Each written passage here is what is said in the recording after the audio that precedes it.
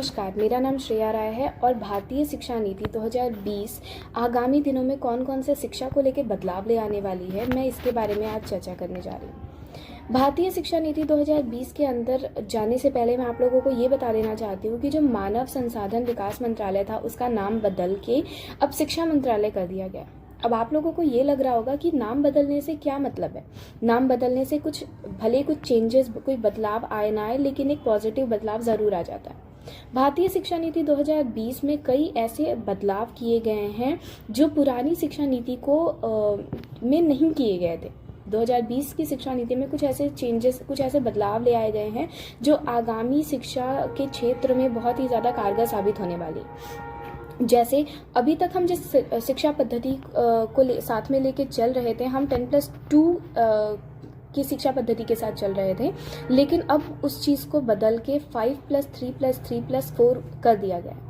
5+3+3+4 का सीधा मतलब ये है कि प्री प्राइमरी क्लासेस से लेके 12th क्लास तक जो पूरी एकेडमिक सेशंस चलते हैं, इसको पूरे को एक अलग अलग 4 ग्रुप्स में बांट दिया गया है, जिसमें एज के हिसाब से, बच्चे की उम्र के हिसाब से उसे अलग अलग तरीके से पढ़ाया जाएगा।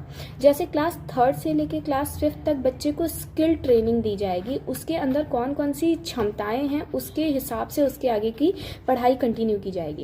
6th क्लास में बच्चों को कोडिंग सिखाना शुरू कर दिया जाएगा, जिससे वो अलग अलग तरीके की चीज़ें, सॉफ्टवेयर्स, एप्लीकेशंस इन्वेंट कर सकते हैं। इसके बाद 9th क्लास से जैसे कि 11th to 12th हमें स्ट्रीम चूज़ कर लेनी होती थी, हम साइंस से हैं या फिर मैथ से हैं या कॉमर्स से हैं। अब वो चीज़ चूज़ करने की ज़रूरत नहीं पड़ेगी। सब्जेक्ट पूल बनाया जाएगा जिसमें हम कई तरीके के सब्जेक्ट को चूज़ कर सकते हैं। ज़रूरी नहीं कि अगर हम मैथ्स के स्टूडेंट्स हैं तो हमें सिर्फ मैथ के सब्जेक्ट को ही लेना है, हम और भी सब्जेक्ट, उसमें कॉमर्स का सब्जेक्ट ऐड कर सकते हैं, साइंस का सब्जेक्ट ऐड कर सकते हैं। तो ये एक बहुत ही महत्वपूर्ण चीज़ है।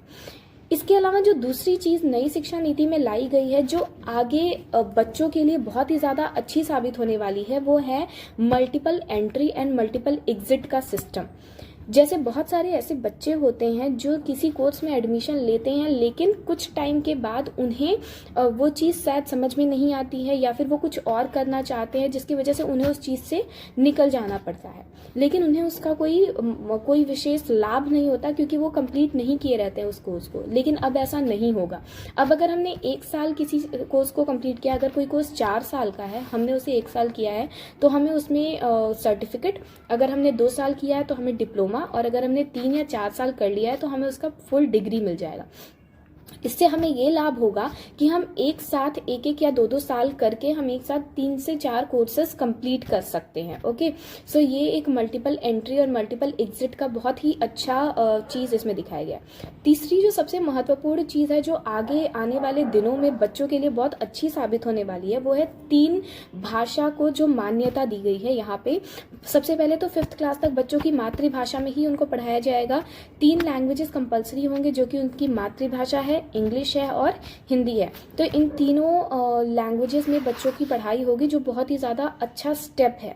तो ये सारी चीज़ें, जो बहुत सारे स्कूल मनमानी फ़ीस ले लेते थे, जो प्राइवेट कॉलेजेस मनमानी फ़ीस ले लेते थे, अब एक ऐसा सिस्टम बन जाएगा जो पूरे एक देश एक शिक्षा, ये सिस्टम को लागू किया गया है, यानी पूरे देश में एक जैसी सामान्य शिक्षा होगी। तो मुझे लगता है कि ये शिक्षा नीति जो है, ये बहुत ही ज़्यादा अच्छे से लोगों के आगे चल के जो शिक्षा नीतियाँ बनेंगी उसमें बहुत ज़्यादा एक अच्छा योगदान देगी और बहुत ही ज़्यादा कार्यरत होगी। धन्यवाद।